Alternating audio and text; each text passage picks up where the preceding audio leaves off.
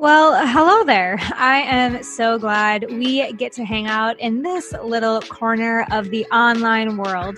I'm Hanna Hermanson, certified coach, international speaker, author, and founder of Dream Life is Real Life. I've helped hundreds of coaches build, scale, and enjoy their online businesses, essentially make their dream life their real life. So welcome to the Dream Life is Real Life podcast.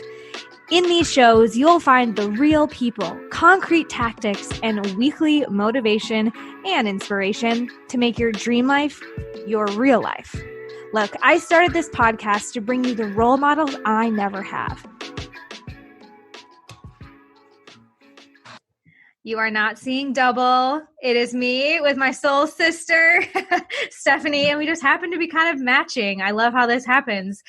So often, Stephanie and I happen to look a little bit alike and have a lot of it in common. So I'm really excited to have her come and double down really on her expertise with you all today. So just so you get a good picture of exactly who Stephanie is, she's the founder of the Rolling Mat Mobile Yoga Studio, which is based in Atlanta, Georgia. And since she started the mobile yoga adventure, Stephanie has been shaking up the yoga industry by providing well-rounded, community-driven yoga experiences, as well as corporate wellness programs throughout her city and the world. And over the last few years, she's gained a lot of momentum and been able to partner with folks like Whole Foods, Keller Williams, AT&T, and lots of breweries in Atlanta, which, again, you'll see the commonalities unfold here. Stephanie has traveled the world, bringing her creative pop-up studio and concepts to festivals, breweries, and other large-scale events. And this year, she's taken all of her knowledge and experience from being a small business owner in the yoga industry and is helping other yoga teachers do the same and really helping them not only build their own events, but also partner in strategic ways and land corporate clients. And that's what I'm excited to chat a little bit about you with, but welcome, Stephanie. Thank you so much, Hannah. It's great to be back. I know, seeing your face again. Stephanie and I got to work together for over a year. We had these Zoom meetings and I coached her and we really got this thing rolling, pun intended. So for folks that haven't, maybe listened to the other episode we did together or gotten to know you yet, will you tell us just a little bit about what inspired you to take yoga onto the road? Like, is this always what you knew you had to be when you grew up, or what's your story? It is not at all what I thought I would be doing when I grew up. When I was younger, I thought I was going to move to New York and work for MTV.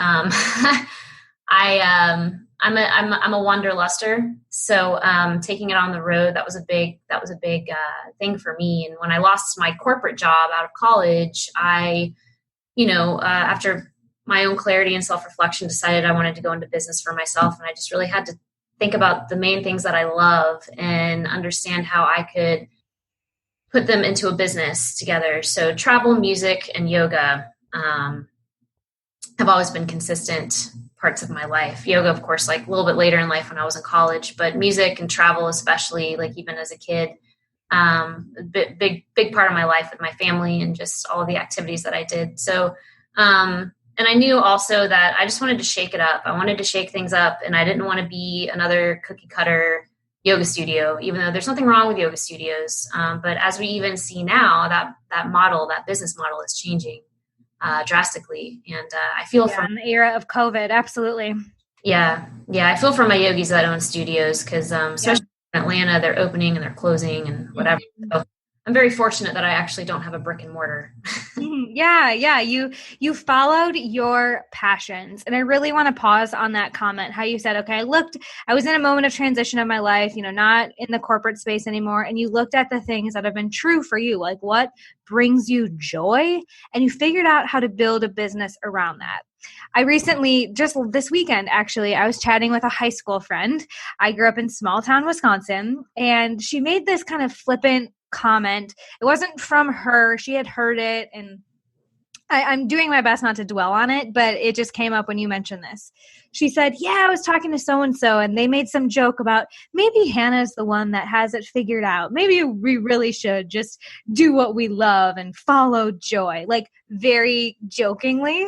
And so I want to highlight this, maybe to protect my own ego and process that, like, oh, that's how people think or talk about me. Like I'm the crazy one for doing what I love. And I think that Stephanie is just such a great example of being able to really take music, travel, yoga, and make a thriving business out of that, a mobile yoga studio. Again, nothing that was handed to us in college, nothing that our parents did, but is 1,000% viable and needed in this day and age. Absolutely. Yeah. I mean, I feel you because I've definitely been looked at kind of the crazy one from really all of my loved ones. They're like, how are you going to make this work? I'm like, well, I'm going to figure it out.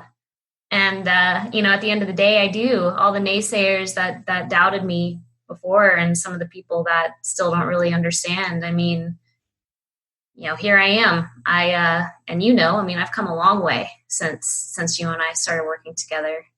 Yeah, so there's so much delight in being able to just show them wrong, show yourself right. I don't know if it's about that in any way, but really doubling down on your joy is admirable, and I'm glad that you are sticking to it and didn't let naysayers or challenges change your belief in that your dream life was possible. So now that you are here and you've got those business things figured out, you've been able to turn around and help other people do the same, which is really the dream, right? Like really making the impact, not just for yourself, but now for other yoga teachers who might have similar passions or things that they want to achieve because you figured it out. So how did you transition or add onto your business model? You were doing the events, you have the mobile studio. How did you add coaching and mentorship into that model? Yeah, well, through being out in the community and being as active in the community as I was and networking, I came across, there was actually a lot of yoga teachers that would come to my events that I would have, and they would just admire the fact that, wow, like you're mobile. I mean, this is awesome, and I heard for too long teachers tell me, I couldn't figure out how to make it work in order to make ends meet. So I'm just back at a corporate job. And it broke my heart. It really hurt. And I knew that I wanted to be a place of support. I wanted to, I guess, if you will, kind of capitalize on the impact that I was having in really helping yoga teachers, who are suffering from like feeling like they want to give up because they're not able to make a sustainable and profitable business out of it. Or, having that imposter syndrome of feeling like they don't know enough, or they're only 200 hours and need to get an additional 300 hours to be good, or be like appreciated. I wanted to be that place of support, and it started out really big, and then it niched into what I know best. Yeah. Which is corporate. Yeah. And this is true for every industry, right? Like there tends to be the linear line of thinking, like you have to work harder, you have to push for it, you have to get more hours, you have to work harder, like, in the yoga industry, right? Cool. You get your 200-hour yoga teacher training, and then you have to do 500 hours. And like, it's this, like, it's almost like a corporate ladder, even in the yoga space, this like attachment to achievement and doing more. And what I love about entrepreneurship and the way that you and I work is like, let's work smarter, not harder. And so finding ways to help people achieve their dreams without the blue check mark on their Instagram, without the million hours behind them, but just with that passion and expertise that you already have. So I just made that connection. And it's cool you said something about the ladder too, because it's like, it is kind of like climbing some sort of corporate ladder, but like you don't learn anything about how to run a successful yoga business in your yoga training. Like they don't do that. They don't teach on that. And I've talked to tons of students across the nation, and they're like, oh yeah, we talk about like legality and contracts, but that's like about, as far as it goes. So they keep you out of jail, but they don't really give you a profitable system to work with. Right. They give you no system. They teach you how to do like 500, sun sal A's. Yeah. Right. But again, I just want to map this example onto so many other industries. Yeah. We're both yoga teachers, and we know how that like piece goes, right? Like you get the meat of it, like how to run the class, but then you don't know how to get people to your class. Right. Mm-hmm. Same thing has been true in like speaker trainings that I've done. They're like, this is how you put together your talk. And I'm like, but nobody's listening. Like, it doesn't matter if there's no seats in. Right. Because you're not reaching an audience. Like, it's like in any business, if you sell to everyone, you sell to no one. If you go and approach it as yoga for everyone, it's really yoga for no one. Like who is you trying to talk to? Because you have to niche so that you can understand what their pain points are and build that know, like, and trust factor with them and speak directly to what it is that they need. So would you say for entrepreneurs who want to maybe add an additional stream of income or diversify their business model, is the first step choosing a niche, or what would you say? Where to start?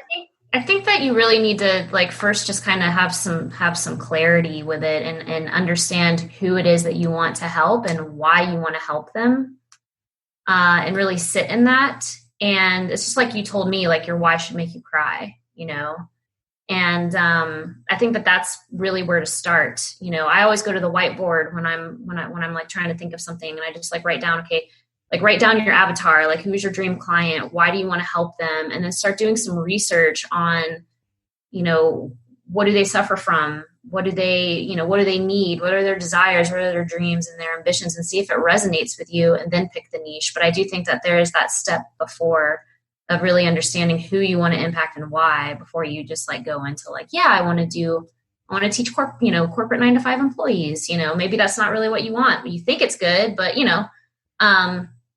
so I think sitting in that first and then will allow you to understand your audience before you even start doing any market research on them.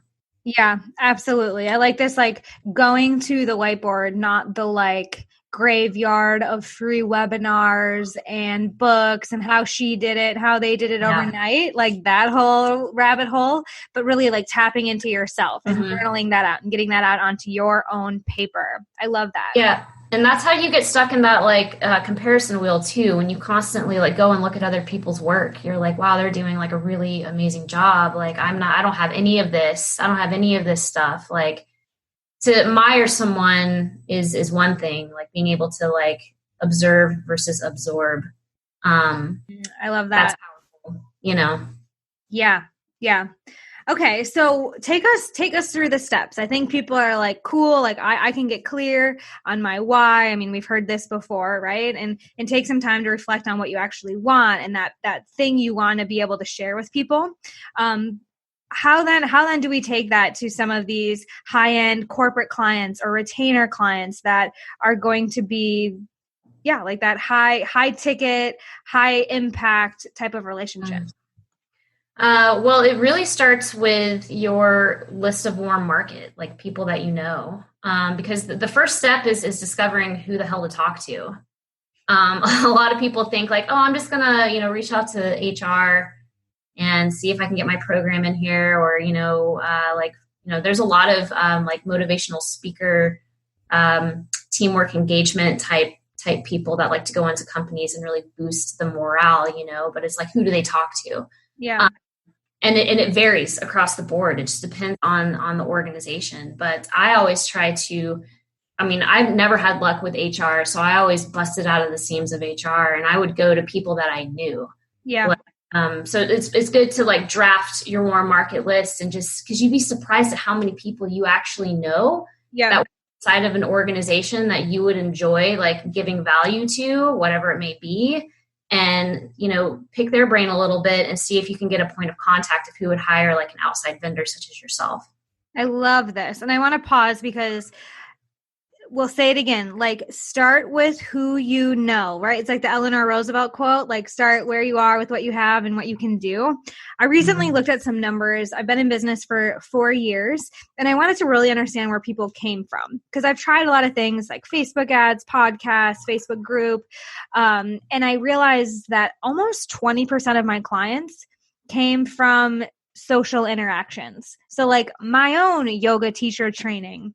A few of my clients I just met traveling because we did a year backpacking, and people were like, how can you do this? And so I think it's an overlooked massive opportunity. Think for yourself. If you could add 20% more business to your bottom line this month, this year, like moving forward, like look around, quit trying to look for all the bells and whistles and the automation and the quick way to get them. Like, who do you know? What referrals can you ask for? Right. A lot of people want to start like with me specifically. They're like, well, I want to like get really good with LinkedIn and like start reaching out to people on LinkedIn, you know? And I'm like, well, who do you know that might be in business, like that you've met at a networking event before or an event before, that maybe you could look them up on LinkedIn and see what their role is. Like start that way instead of just trying to do this like cold market outreach. And you know, too, what you say or what you just said, like I got majority of my corporate clients came from my community events. Someone within the company came to my event. They loved what I did. My class was already like a demo for them. And they were like, we want to do a wellness program, you know, like what would that look like?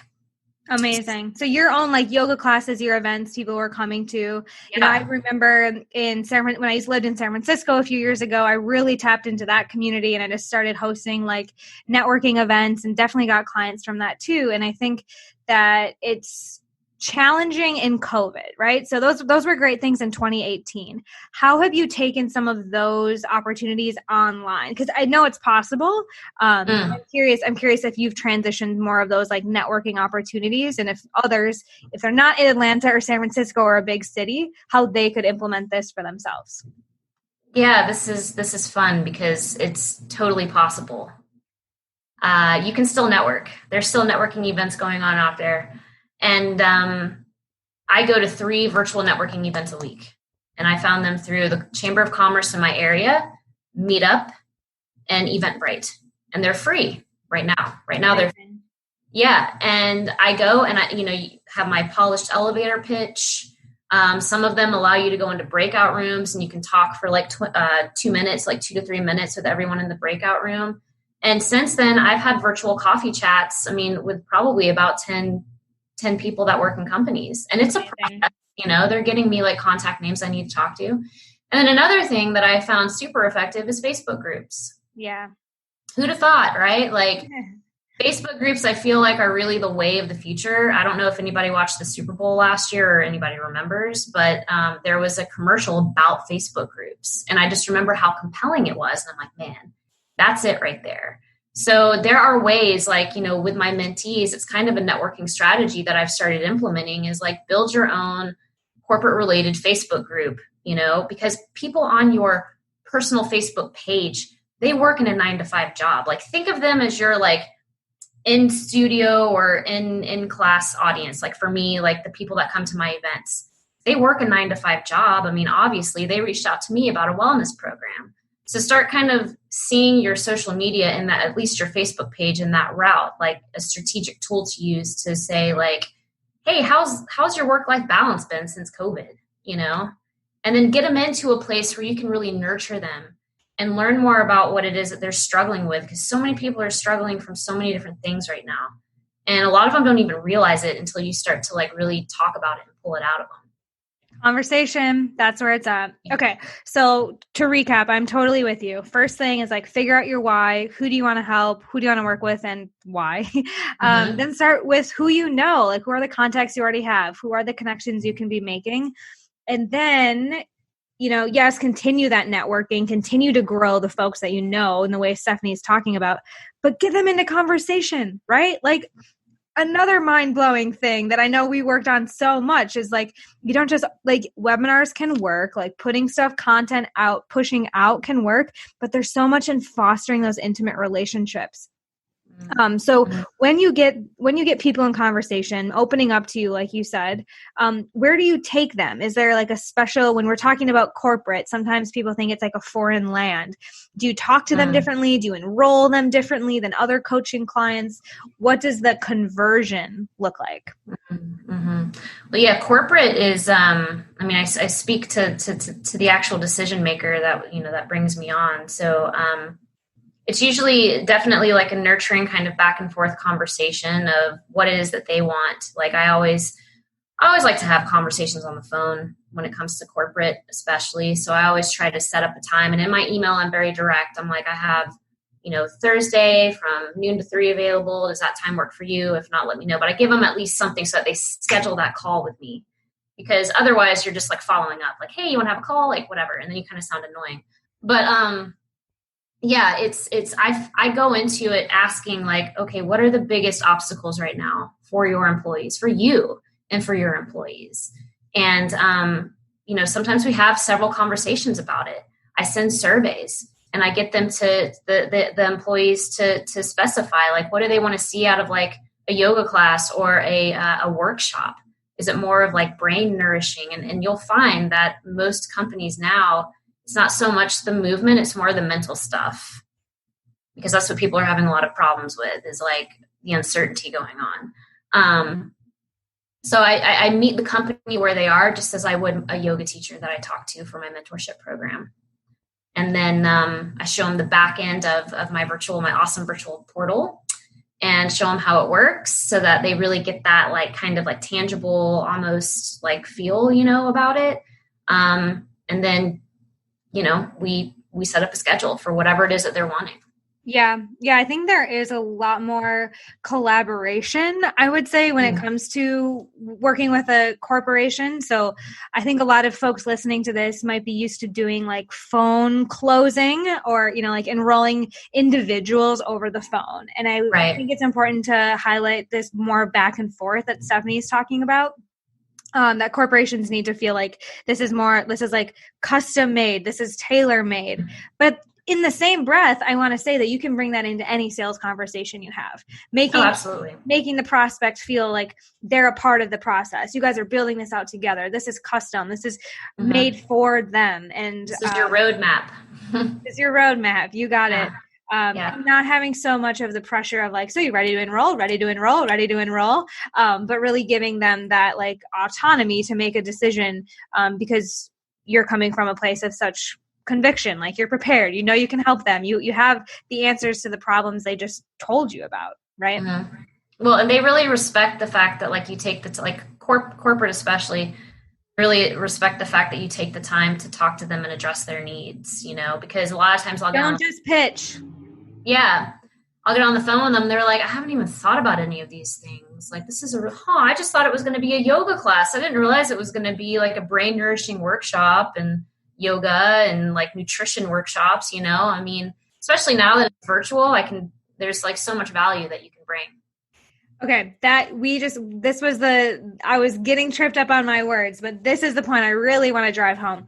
Don't just pitch, right? It's not just you having a presentation. This is what I'm saying. It's that back and forth that Stephanie is explaining so well. It's not just here's my offer. Do you love it?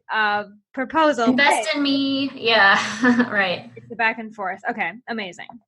So a question I hear a lot from other folks who have quote unquote retainer clients, meaning they sign up for an ongoing service, they pay you a monthly investment and you just keep working together, which is different than like join my 8-week program, right? Right. How do you retain retainer clients? How do you keep that relationship growing and being mutually beneficial once you're in the door? Yeah. Well, I constantly show up for them. I'm always, I'm following up every month, asking them, how are things going? Can we send out a survey? I have a survey that I've already created that I send out to my corporate clients of kind of like a monthly check-in of how are the employees feeling? What do they want to see more of? What can we do better? How can the rolling mat improve? And then, email, one of them I'm really close with, and we kind of send texts back and forth, Feedback. Yeah. Just give feedback. And then that way I'm always staying fresh, and they're honest too. Like these employees, they're honest about it. And they'll say like, well, I really want more meditation, or maybe more of like slow flow, or, can she introduce a chair because it's really hard for me to get up and down off the floor, and then I do those things. So I'm constantly speaking to them, speaking to their needs. And it's not just a redundant, like, okay, like I'm not a cookie cutter, like wellness program for corporate. Like some of them are, not all of them, but some of them are. It's not just a redundant, like, okay, this is like the same vinyasa flow we did last week. We're just going to do it again. It's actually very heartfelt and heart-centered, because that's just how I am. So, There's a lot of nuggets in there for everyone, every offer, right? This like constant feedback loops. And so having a system in place, whether you know this client is going to be done in 8 weeks, or you might be working with them for 8 years, like seeking feedback in a systematic way so that they're feeling taken care of, heard, and you're constantly improving. I'm definitely someone who has learned to be okay with feedback. I don't like feedback. Like I haven't been trained, or I wasn't like brought up to be like, yes, tell me, and I'll just like be okay with it. You know? That definitely is kind of a different mindset that you got to go into, you know? Yeah. But if we come from it from this like growth mindset of like, okay, this is going to help me retain clients if I'm like in touch with them, because if you don't get feedback, then you're just like, you're probably missing their needs. So I think that's a big takeaway, no matter what your program is, to build it in feedback. Absolutely. Yeah. Feedback is great. And, oftentimes I've gotten some really great testimonials from it as well. Oh, nice. Yeah. So it kind of, kills two birds with one stone, if you will. Yeah. Well, I love this. And I think this is just a super important conversation near and dear to my heart, because I know the power of yoga. I think that if more people could just take deep breaths and love themselves, like the world would just operate so much more nicely. And especially in the era of COVID, helping yoga teachers get these practices and tools out to folks who are in massive stress, even if they're not in the office, but thinking outside of the box, ways to spread your message, your joy, because people need it and don't have the tools and expertise you might have. So as we wrap up, Stephanie, I would love to know, what is one thing that listeners can do today, whether they're a yoga teacher or entrepreneur or anything, just to get one step closer to their dream life? What's an action listeners can take today that you'd recommend? I just feel like there's so many good ones. I really think just again, going back to that nurturing of warm market, maybe refreshing your list of people that you've worked with that maybe they've graduated from a program that you've run, maybe checking in with them and just getting into more of a habit of like DMing, like that personal communication of like, hey, how are you? Yeah. How are you doing? Like, I have found that my audience has appreciated that so much. Like, I'll just go through my Facebook group and I'll be like 10 a week. And I'll just say like, hey, how are things? Like, nice. What's being challenging right now? So I think just like nurturing the people that you have, it eventually becomes kind of like it becomes a referral program. I mean, exactly. There's so many yoga teachers that have been referred to me by other yoga teachers because they've appreciated my output. They've appreciated my language, that, my messaging that and just how I've cared for them. Yeah. And, have taken time to really single them out and say like, hey, like, let me know how I can support you. Yes. I love that's good in like so many ways, right? It's beautiful for your brand to be fostering those relationships. And we know that there are some people who are on the treadmill. I think you and I are treadmill types where like, I'm going to jump on, run there. Like, I need her. I'm going to invest. Like, here we go. I'll do it. And then there's people who are on the sidewalk, like window shopping, like they're watching your content for weeks go by. Okay. Like kind of see what she's about. And then you get a direct message. Someone like steps out on the sidewalk and is like, hey, meeting you where you're at. That's the power of that DM. I think that's really powerful for, your brand, new business. And then what you said about reaching out to even former clients, it is way easier to enroll the same person than always be enrolling new people. Exactly. Yeah. So that's also a huge hack, right? Well, and people remember that too. Like, even if someone's not ready to invest in you or whatever, and you just keep that natural banter going, that natural conversation, that nurturing, they remember that, they really do. And, it's also, you also have like silent fans, it's a good way to kind of pull them out of the woodwork as well. You took the exact phrase out of my mouth. That was exactly what I was going to say. Yeah. Yeah. Well, we're kind of alike. Yes. Well, on that note, we will wrap up. Stephanie, where can people learn more about you and the yoga and the corporate yoga work that you do? Absolutely. So I have my awesome website that just got revamped. It's the rollingmatadventure.com. So you can check me out there. And then I do run a really awesome Facebook group with other really supportive yoga teachers and entrepreneurs, honestly. And it's the Rolling Mat Mastering the Corporate Yoga Biz on Facebook. So. Amazing. Yes, you guys definitely have to check her out. She's always dropping the tangible, the concrete for all of our sometimes feminine woo-woo yoga types. Stephanie balances that so well with the actual strategies to get that work out into the world. So thank you. Good to see your face. I always appreciate you chatting too. with you. Yeah, absolutely. Thanks for having me again. Yeah. And friends, I'll be back next week with another inspiring guest that will help make your dream life your real life. Until then, take care. All right, and that's a wrap for our Dream Life is Real Life show today. Thank you for hanging out with me, Hanna Hermanson, and our inspiring community here.